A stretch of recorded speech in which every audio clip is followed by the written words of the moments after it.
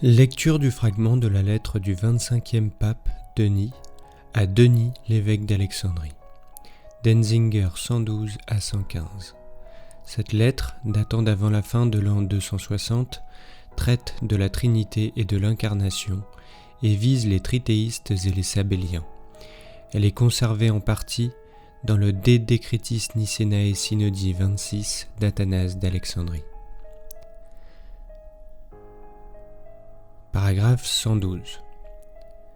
Je dois m'adresser à ceux qui divisent, séparent et détruisent la monarchie, l'enseignement le plus vénérable de l'Église de Dieu en trois puissances et hypostases séparées et en trois divinités.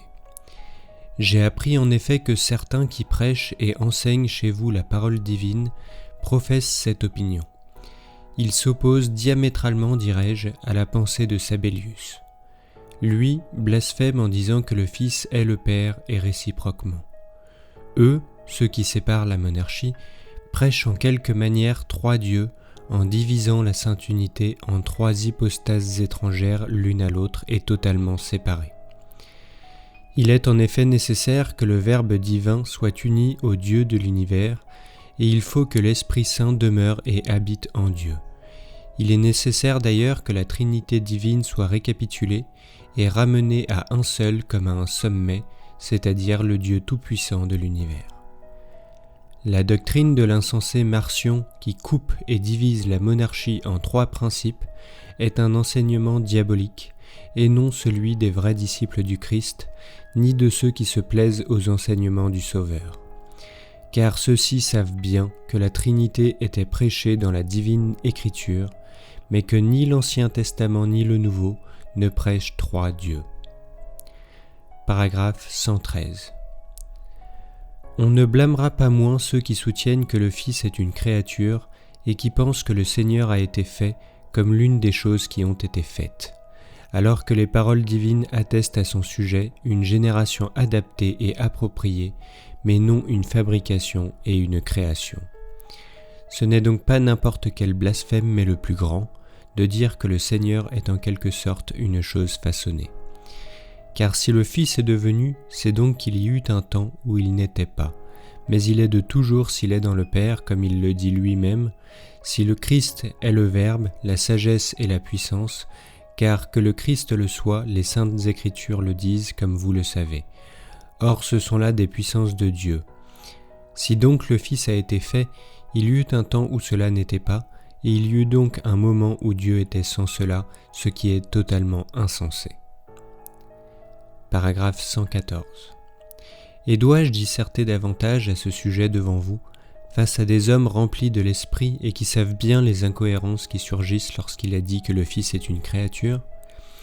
Ceux qui promeuvent cette opinion ne me semblent pas les avoir eus à l'esprit et donc avoir manqué totalement de vérité puisque ce passage, le Seigneur m'a créé comme le commencement de ses voies, Proverbe 8, 22, ils l'ont compris autrement que ne le veut l'écriture divine et prophétique.